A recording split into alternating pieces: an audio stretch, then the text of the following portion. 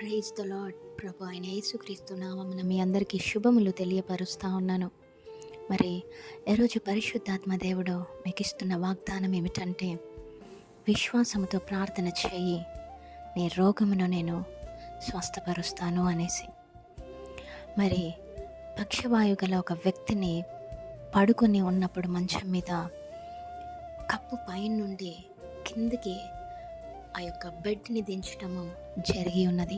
అక్కడ యేసుక్రీస్తు ప్రభుల వారు సువార్త ప్రసంగం చేస్తూ ఉన్నప్పుడు, మరి వారి యొక్క విశ్వాసాన్ని చూసినప్పుడు ఆయననంటారు, ఎవరైతే పడుకున్న వ్యక్తిని, కుమారుడా ధైర్యం తెచ్చుకొనుము, నీ పాపములు క్షమించబడ్డాయి అనేసి. ఆ తర్వాత ఏం జరిగిందో మనందరికీ తెలుసు. తను నడవటం స్టార్ట్ చేశాడు, పరుపెత్తుకొని వెళ్ళిపోయాడు. మరి ఎందుకు అంటే, వారి విశ్వాసాన్ని బట్టి అతని పాప క్షమాపణ పొందుకొని స్వస్థత పొందుకున్నాడు. ఈరోజు చాలామంది ప్రార్థన చేస్తారు, కానీ విశ్వాసం ఉండదు, నమ్మకం ఉండదు. మరి పరిస్థితులు కూడా ఆ విధముగా ఉంటాయి.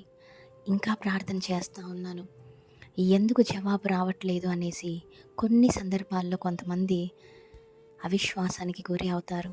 మరి ఆవగించేంత విశ్వాసం ఉంటే చాలు అనేసి యేసుక్రీస్తు ప్రభుల వారు చెప్తారు కదా. అలాగే ఆయనకు నమ్మకముగా విశ్వాసముగా ఉండకపోతే ఆయనను మనం సంతోషపడలేమండి.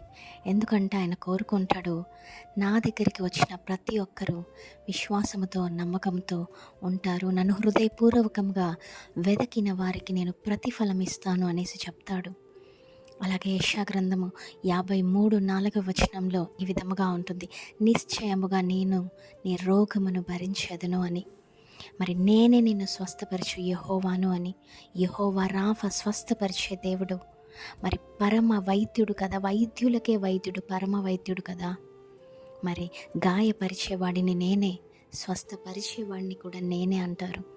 మరి ఈరోజు మీరు ఎటువంటి అనారోగ్యంతో బాధపడుతున్నప్పటికీ ప్రార్థించండి.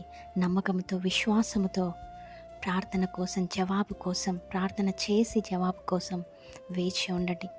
ఎంతమంది అయితే అనారోగ్యంతో బాధపడుతున్నారో, శిరస్సు మొదలుకొని రెక్కాలు వరకు వారిని ముట్టి స్వస్థత, విడుదల దయచేయండి ప్రభా. సంపూర్ణ స్వస్థతను, దైవికమైన స్వస్థతను దయచేయమని నజరేయుడనే సతి పరిశుద్ధ నామమున అడిగి వేడుకొని పొందుకొని ఉన్న మా పరమ తండ్రి, ఆమేన్.